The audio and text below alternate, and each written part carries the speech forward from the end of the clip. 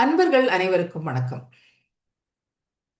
பாட்டி வீட்டு திண்ணை இந்த தொடர்ல இன்னைக்கு ரெண்டாவது நிகழ்ச்சி. இன்னைக்கு நான் என்ன பேச போறேன்னா, பேசுறது பத்தி தான். அதாவது, நம்ம பேசும் பொழுது நம்மளுடைய பேச்சுக்கள், வார்த்தைகள் எப்படிப்பட்ட தாக்கத்தை கேட்பவருக்கு ஏற்படுத்துகிறது அப்படிங்கிறது தான். இது என்ன அவ்வளவு முக்கியமான விஷயமா? எல்லாரும் தானே பேசுறோம் அப்படின்னு தோணலாம். ஆனா சில வார்த்தைகள் காதுல விழுந்துட்டு போயிடும். சில வார்த்தைகள் மனசுல விழுந்து ஒரு விதையா இருந்து பல வருடங்கள் கழித்து கூட ஒரு ஆலா விருட்சமா அது பெருசாகும். சில வார்த்தைகள் மனசுல விழுந்து அந்த விதை ஆல விருட்சமா இல்லாம முட்புதர்களா உருவாகும். நம்மளுடைய வார்த்தை ஒரு நல்ல மனிதனை, ஒரு தலைவனை உருவாக்கலாம், இல்ல ஒரு தீவிரவாதியை உருவாக்கலாம். சாதாரணமா நம்ம வார்த்தைகள் பேசும்பொழுது பல உணர்வுகள் நமக்கு வருது இல்லையா? கோபம், சந்தோஷம், ஆச்சரியம், வியப்பு, இதெல்லாம் உணர்ச்சிகள். இந்த உணர்ச்சிகளோட வெளிப்பாடு தான் வார்த்தைகள். ஒருத்தரை பாராட்டி பேசும்பொழுது, சந்தோஷமா இருக்கும் பொழுதோ, ஒருத்தரை பிரைஸ் பண்ணும்போதோ, அது நம்மளுடைய குழந்தைகளா இருக்கலாம், வீட்டில் இருக்கிறவர்களா இருக்கலாம், ஃப்ரெண்ட்ஸா இருக்கலாம், யார் வேணா இருக்கலாம். அது பெரிய பாதிப்பை ஏற்படுத்தாது.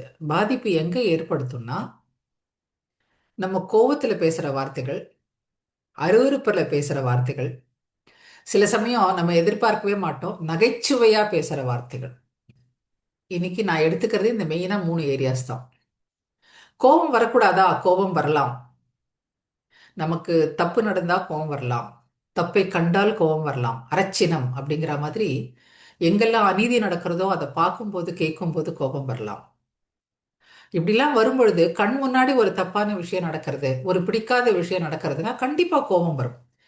ஆனா அந்த கோபத்தினால நம்ம சொல்ற வார்த்தைகள் சொல்றதுக்கு முன்னாடி ஒரு விஷயம் யோசிக்கணும். நம்ம எதனால கோபம் வந்தது? ஒரு செயலினால் கோபம் வந்தது. சோ அந்த செயல் தவறு, அந்த பேச்சு தவறு, அந்த இஷ்யூ தவறுங்கிறத சொல்லி காமிக்கிறதுக்கோசரம் நம்ம வார்த்தைகளை பிரயோகப்படுத்துறோமா, கோபத்தை வெளிப்படுத்துறோமா, இல்ல அந்த மனிதனை சொல்றோமா? ஒரு மனுஷன் எப்போதும் தப்பு செய்யறதில்ல, எப்போதும் சரி செய்யறதில்ல. நம்மளும் பல விஷயங்கள் தப்பு பண்றோம், தவறுகள் பண்றோம். நம்மளும் பல விஷயங்கள் சரியாகவும் பண்றோம். சோ நான் கோபத்துல சொல்ற விஷயம் தவறை சுட்டி காண்பிப்பதற்கா, மனிதனை காயப்படுத்துவதற்கா? ரெண்டாவது விஷயத்துல என்னோட ஈகோ சாட்டிஸ்ஃபை ஆகும். முதல் விஷயத்துல தான் பர்பஸ் சால்வ் ஆகும். ஏன்னா கோபம் வந்ததுக்கு காரணம் ஒரு தவறான செயல், ஒரு தவறான சொல், ஒரு தவறான பார்வை. அதை தான் சுட்டி காமிக்கணும். அப்போ நம்ம சொல்ற வார்த்தைகளை எப்படி பிரயோகப்படுத்தணுங்கிறத நம்ம தெரிஞ்சுக்கணும். அடுத்தது ரெண்டாவது அருவருப்பு. நமக்கு பிடிக்காத விஷயங்களை ஒருத்தர் பண்ணும் பொழுது அதை உடனே நம்ம என்ன பண்றோம்? ஒரு விஷயம் ஒருத்தர் நமக்கு கொடுக்குறா, இல்ல நம்ம ஒருத்தருக்கு கொடுக்குறோம். அந்த ஒரு சாப்பிடுற வஸ்துன்னு வச்சுக்கோங்களேன், அது அவளுக்கு பிடிக்காது. இது ரொம்ப காமன், அதனால சொல்றேன். ஒரு பழம் கொடுக்குறோம், அந்த பழம் அவளுக்கு பிடிக்காது. ஐய, இந்த பழத்தை யாராவது சாப்பிடுவாளா? எப்படிதான் இதை சாப்பிட்றியோ தெரியல, ச்சே அப்படின்னு ஒரு ஒரு ரியாக்ஷன் வரும். இல்ல அட்லீஸ்ட் ஒரு முக சுளிப்பாவது இருக்கும். அவளுக்கு பிடிக்கலனா இன்ஸ்டன்ட் ரியாக்ஷன். இதை கொஞ்சம் மாத்திக்கணும். இல்லப்பா எனக்கு பிடிக்காது இது, தேங்க்ஸ். அந்த நாகரிகத்தை வளர்த்துக்கணும். எவ்வளவு பேர் நாகரிகத்தோடையும் நான் சொல்றோம், இருந்தாலும் இந்த இன்ஸ்டன்ட் ரியாக்ஷன் நமக்கு வருதுன்னா, எனக்கு பிடிக்கலன்னு அப்படி ஒரு ஒரு ஒரு பாடி லாங்குவேஜ் இருக்கு இல்லையா? அது அடுத்த வாழை காயப்படுத்தும். எனக்கு பிடிச்ச விஷயங்கள், இல்ல எனக்கு பிடிக்காத விஷயங்கள் உலகத்துல யாருக்குமே பிடிக்க கூடாதுன்னு அவசியம் இல்லை இல்லையா? இதை தெரிஞ்சுக்கணும். அடுத்தது ஹியூமர், நகைச்சுவை. சில பேருக்கு ஹியூமருங்கிறது அவளுக்கு அது சாதாரணமாவே அவளுடைய பேச்சுல வரும். தப்பு இல்லை, ரொம்ப ஆரோக்கியமான விஷயம். அறுசுவையோட ஏழாவது சுவையா நகைச்சுவை வாழ்க்கையில இருக்கிறது ரொம்ப ரொம்ப ஆரோக்கியம். ஆனா அதே நகைச்சுவை நம்ம அந்த நகைச்சுவை ஜாஸ்தி இருக்கிறவா என்ன பண்ணுவானா, அவ வீடுகள்ல சர்வசாதாரணமா மனைவியை பத்தியோ, இல்ல பிள்ளைகளை பத்தியோ, அப்பா அம்மா பத்தியோ அவ ஏதாவது ஒரு பேச்சுல அப்படியே அந்த ஹியூமர், நகைச்சுவை வந்துடும். அதுல சில சமயம்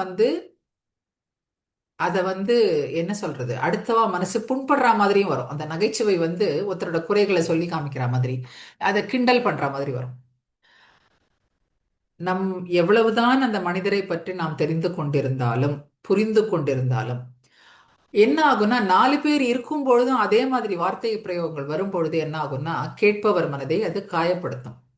தனியா நான் வந்து என் வீட்டில் இருக்கிற அப்பா அம்மாவோட பேசும்போதோ, இதுவே வந்து அப்பா அம்மாவை பத்தி மனைவி இருக்கும் பொழுது சொன்னா கூட அந்த பெற்றோர்களுக்கு மனசு காயப்படும்.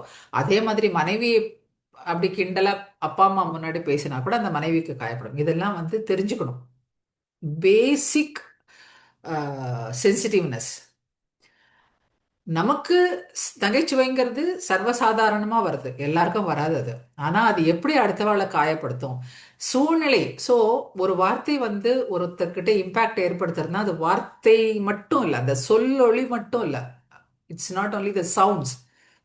சொல்ற தொனி, குரல், என்னுடைய உடல், பாடி லாங்குவேஜ், உடல் பாவனை, அடுத்தது எங்க சொல்ற சூழ்நிலை, சொல்லக்கூடிய சூழ்நிலை, சொல்பவர் கேட்பவருடைய மனநிலை, இந்த மாதிரி பல விஷயங்கள் இருக்கு.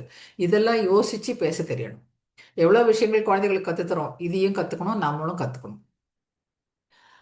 ஏ இந்த ஒரு வார்த்தை வந்து ஒருத்தரை காயப்படுத்தும், அதே மாதிரி ஒருத்தருடைய திறமையும் வளர்க்கும் சொன்னேன் இல்லையா. ஒரு நல்ல பையன் ஸ்கூல்ல படிச்சிருந்தான், குண்டா இருப்பான். அவனை வந்து லஞ்ச் டைம்ல வந்து இன்னொரு பையன் வந்து பசங்க கிண்டல் பண்ணிட்டே இருப்போம். ஒரு நாளைக்கு இவன் திருப்பி அடிச்சிருக்கான். சண்டை, பஞ்சாயத்து வந்தாங்க. நான் கவுன்சிலரா இருந்தேன் அந்த ஸ்கூல்ல, ஸ்டூடெண்ட் கவுன்சிலரா. சமரசம் எல்லாம் பண்ணி பேசி அமிச்சாச்சு. அடிச்ச பையன் வந்து ரொம்ப சாதுங்கிறதுனால அவனை திருப்பி கூட்டி ஏன் இப்படி பண்ணேன்னு கேட்டபோது, நான் குண்டுங்கிறதுனால கிண்டல் பண்ணிட்டே இருப்பாங்க, நான் அவ்வளவு பாராட்டிக்க மாட்டேன். இன்னைக்கு என்னுடைய சிஸ்டரும் வந்தா அவளும் குண்டா இருப்பா, குண்டுங்கிறத ஆண் பால் அதையே பெண் பாலாக்கி அவளை கிண்டல் பண்ணா அது எனக்கு ரொம்ப கோபம் வந்ததுன்னா. நம்மள சொல்றதை விட நமக்கு பிரியமானவாளை பத்தி தப்பான வார்த்தைகள் வந்து பேசும்பொழுது, அது தெரிந்து செய்தாலும் தெரியாமல் செய்தாலும் விளையாட்டுக்காக செய்தாலும் கூட அது தவறுதான். அதுக்கப்புறம் அந்த பையன்கிட்ட, இதை பாரு, இந்த மாதிரி இருந்தா எல்லாரையும் நம்ம வந்து பண்ணி நீ இப்படி பேசாத பேசாதன்னு சொல்லிட்டு இருக்கிறது கஷ்டம் யாராவது. ஆனா நீ ரிசீவ் பண்ணும்போது எப்படி உன்னோட மனசை நீ எப்படி பக்குவப்படுத்திக்கணும், இந்த மாதிரி வார்த்தை. சாக்கடை பக்கத்துல போனா நாத்தான், துர்நாற்றம் அடிக்கும் தெரியும் இல்லையா. சோ இந்த மனிதர்கள் இப்படி வார்த்தைகள் பேசும்போது உன் வாழ்க்கையில் இதை எப்படி எதிர்கொள்ள வேண்டும் அப்படின்னு அவனுக்கு சொல்லி கொடுத்து அமிச்சேன். ஏன்னா அப்பதான் அந்த மனசு திடம் வளரும். எல்லாரையும் நம்ம திருத்திட்டு இருக்க முடியாது. ஆனா பேசிக்கா இதுல பெற்றோர்களுக்கு, ஆசிரியர்களுக்கு, சமுதாயத்தில் உள்ள அனைவருக்கும் இதில் பங்கு உண்டு. குழந்தைகள் அதே மாதிரி அதே வார்த்தை அந்த குழந்தைக்கு அந்த காயம், அவன் இன்னைக்கு வளர்ந்து பெரிய பதவியில இருக்கலாம், எப்படி வேணா லைஃப்ல நல்லா இருக்கலாம். ஆனா அந்த அந்த மாதிரி காயங்கள் வந்து எவ்வளோ பேர் வாழ்க்கையில வயசான அப்புறம் கூட அதை வந்து ரிகலெக்ட் பண்ணி என்கிட்ட சொல்லியிருக்கா. நான் சின்னவாளா இருந்தபோது இப்படிலாம் என்ன பேசுவா அப்படின்னு சொல்லிட்டு. ஸோ அது வந்து ஆறாத வடுவா நின்று போயிடுது. அதே மாதிரி இந்த வார்த்தைகள் வந்து ஒருத்தருடைய திறமையை கூட ஊக்குவிக்கும்.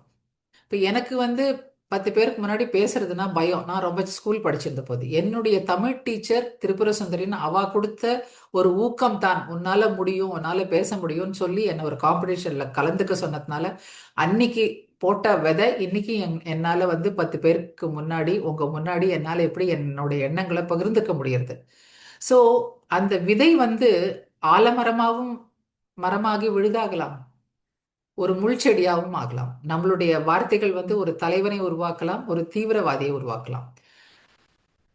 கோபமா இருந்தாலும், அருவருப்பா இருந்தாலும், ஹியூமரஸா பேசுறேனாலும், நமக்கு ஒருத்தருடைய உடல் தோற்றத்தை பத்தியோ, இல்லைன்னா அவளுடைய குறைகளை பத்தியோ, இல்லைன்னா அவளோட அஹ், குடும்ப பின்னணி பத்தியோ, எந்த விஷயத்தை பத்தியும் தப்பாக வார்த்தை பிரயோகத்துடன் பேசுவதற்கு நம்ம யாருக்குமே தகுதி கிடையாது. சில ஆத்துல பார்த்தோம்னா குழந்தைகள் வந்து மழலை பேசும். அதுகளுக்கு அந்த மழலை சொல் போறதுக்கே ஒரு 4, 5 வயசு ஆகும். இல்ல வார்த்தைகள் திக்கும். எல்லா பெரியவாளும் நல்லவா தான். எல்லாரும் நம்மளுடைய உற்றார் உறவினர்கள், ஃப்ரெண்ட்ஸ் எல்லாரும் இருப்பா. ஆனா நீங்க பார்த்தீங்கன்னா நிறைய இடங்கள்ல விட்னஸ் பண்ணிருக்கேன். அந்த குழந்தை பேசுற மாதிரியே பேசி, அதாவது கொஞ்சராளாம், டீஸ் பண்ணுவா. அப்போ அது புரியாத அவளுக்குன்னு தோணும். அந்த குழந்தைகளுடைய மனசு பாதிக்கும். அது பக்கத்துல ஒருவேளை அவ பெற்றோர்கள் அந்த சமயத்துல இருந்தா அவ மனசும் அது எப்படி பாதிக்கும்ன்றது யோசிக்கணும். அதனால எந்த விதமான இதையும் ஒருத்தருடைய குறைகளை நம்ம விளையாட்டா நமக்கு பாதிக்காது. ஏன்னா நம்ம விளையாட்டா சொல்றோம், நம்ம அந்த பிரச்சனையில இல்ல. அது அதனால நமக்கு அது பேசிடுறோம். ஆனா அது பேசுறது தப்புங்கிறத புரிஞ்சுக்கணும். இவ்வளவு நாள் புரிஞ்சுக்கலனா, இவ்வளவு நாள் யாருக்காவது அது உரைக்கலைன்னா, அது மனசுல தோணலைன்னா, தப்பானவா நம்ம யாரும் கிடையாது. ஆனா தோணலைன்னா இனிமேலேருந்து வார்த்தை பிரயோகம்ன்றது ரொம்ப முக்கியமான ஒண்ணு. தீயினால் சுட்ட புண் ஆறுமோ ஆறாதே, நாவினால் சுட்ட விடு அப்படின்னார் திருவள்ளுவர். தீயால் ஏற்படுற காயங்களுக்கு கூட அது கொஞ்ச நாள் ஆனா ஆறி போயிடும். ஆனா ஒரு வார்த்தையினால சுட்ட வடு ஏற்பட்டதுன்னா அது வாழ்க்கை ஃபுல்லா இருக்கும் சில பேருக்கு. அதே மாதிரி இனிய உளவாக இன்னாத குரல் கனியிருப்ப காய் கவர்ந்தற்றுனா, பழம் அழகா இருக்கும்போது எதுக்கு காய் தான் வேணும்னு சண்டை போடணும்? அவசியம் இல்லை இல்லையா? ஸோ இன்னைக்கு இந்த நிகழ்ச்சி மூலியமா எவ்வளோ இப்படி சொல்லிட்டே போலாம். அவாவா யோசிங்கோ. ஏன்னா எங்க அம்மா ஒரு வார்த்தை சொல்வா, அதோட முடிச்சுக்கிறேன். கட்டி கொடுத்த சாப்பாடும் சொல்லி கொடுத்த வார்த்தையும் ரொம்ப நாள் நிக்காதுன்னு. ஆனாலும் நம்ம சொல்லி தரணும். குழந்தைகளுக்கு பெற்றோர்கள், பள்ளிக்கூட ஆசிரியர்கள், சமூகத்தினர் எப்படி பேசணும், எப்படி லாங்குவேஜ் டீசென்சின்றது என்னங்கிறது சொல்லி தரணும். That is also an art, that is also an health exercise. Physical exercise, mental exercise மாதிரி அதுவும் ஒரு லாங்குவேஜ் டீசன்சிங்கிறது ரொம்ப முக்கியம். நீ எவ்வளோ போராட்டம் பண்ண என்ன வேணா பண்ணு, ஆனா நீ உன்னோட வாயிலேருந்து வர வார்த்தைகள்ல ஒரு டீசன்சி இருக்கணும். ஒருத்தரை பத்தி பேசும்போது ஒரு டீசன்சி இருக்கணும். இது நம்ம ஒவ்வொருத்தரும், அதுவும் இன்றைய காலகட்டத்தில் ரொம்ப ரொம்ப முக்கியம். லாங்குவேஜ் டீசன்சிங்கிறது ரொம்ப ரொம்ப முக்கியம். இதை நம்ம கத்துக்கணும். இதை நம்ம சின்ன வயசுல இருந்தே சொல்லி கொடுக்க பழகிக்கணும் எல்லாருக்கும். நம்ம இந்த ஒரு விஷயத்த மட்டும் எம்பசைஸ் பண்ணிட்டு இந்த நிகழ்ச்சியை முடிக்கும்போது இன்னிலேருந்து நம்ம ஒன்று யோசிப்போம். நான் சொல்ற ஒரு ஒரு வார்த்தையும் யாராவது ஒருவருடைய வாழ்க்கையில ஒரு ஒளியா சின்ன தீபமா எரிஞ்சு அவளுடைய வாழ்க்கைக்கு நன்மை பயக்கட்டும். அவளுடைய மனசை புண்படுத்தாம நல்ல வார்த்தைகளையே பேசுவோம், நல்ல விதைகளையே விதைப்போம். இதுதான் இன்னைக்கு இந்த பாட்டி வீட்டு திண்ணையில.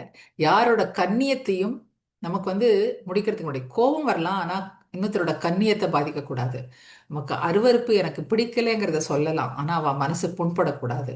நகைச்சுவையா பேசுறோம்னு பேசலாம், ஆனா அது அடுத்தவர்களுடைய மனசுல கண்ணீர் வர வைக்க கூடாது. இதெல்லாம் சின்ன சின்ன பேசிக் இது நம்ம புரிஞ்சுக்கணும். அதனால இன்னைக்கு இந்த பாட்டி வீட்டு திண்ணையில இதை பத்தி யோசிச்சோம். இதை வாழ்க்கையிலையும் நடைமுறைப்படுத்துவோம். வார்த்தைகளை நல்ல வார்த்தைகளாக உபயோகப்படுத்துவோம், நல்ல விதைகளை விதைப்போம். அடுத்த நிகழ்ச்சியில பாட்டி வீட்டு திண்ணையில இன்னொரு ஒரு யோசனையோட, இன்னொரு ஒரு செய்தியோட உங்களை சந்திக்கிறேன். இதுக்கு நடுவில் உங்களுக்கு எதையாவது சொல்லணும், உங்களுக்கு ஏதாவது ஒரு விஷயத்தை பத்தி பேசணும், பகிர்ந்துருக்கணும் அப்படின்னா கண்டிப்பா தவறாம டிஸ்கிரிப்ஷன் பாக்ஸ்ல போடுங்கோ. உங்களுக்கு இந்த நிகழ்ச்சி பிடிச்சிருந்ததுன்னா சப்ஸ்கிரைப் பண்ணுங்கோ, ஷேர் பண்ணுங்கோ. அனைவருக்கும் வணக்கம்.